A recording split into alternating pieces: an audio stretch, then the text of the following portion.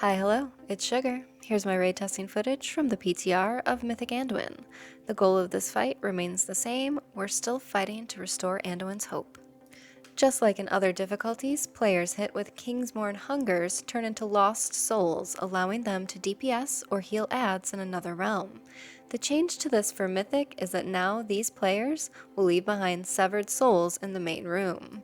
These need to be DPS down by those remaining in the opposite realm. When the severed soul is dead, the player it belongs to will be returned to their body. Returning the player too soon could mean not being able to defeat enough adds in the Doubt realm to restore Anduin, meaning it would take more rounds to push him to full energy to start the intermission.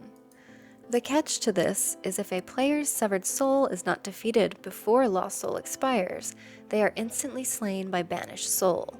Defeating the severed souls quickly, but not too quickly, will be the key to this encounter. As you can see, my testing group wasn't managing to get that far, and our first team that went down was being one-shot by the Banished Soul mechanic. I stayed up in this footage, so if you want to see what the realm with the adds looks like, check out my heroic video. Another mythic change is to the Blasphemy mechanic. Coming into contact with a player without Hopelessness or Overconfidence will trigger an explosion doing damage to all players in 8 yards. It also seemed like on some pulls we had more yellows and purples, that however was most likely a bug.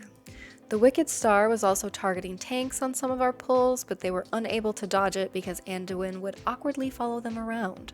There were also 3 Wicked Stars in Mythic, up from 2 in other difficulties.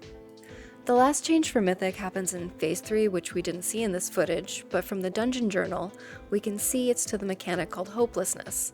This afflicts players with a shadow damage dot. It lasts for 30 seconds and explodes on expiration in an 8-yard range.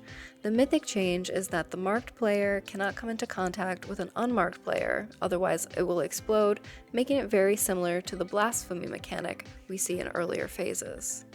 Some things I don't like about this fight are that Jaina and co are running all over and sometimes they get in the way, generally unhelpful of them. The Wicked Stars come out quite fast and you have to sidestep on one or you're hit. It's not a bad fight, but it needs more tuning in my opinion. Here's the rest of the footage from my best pulls. I hope it gives you some context for the fight.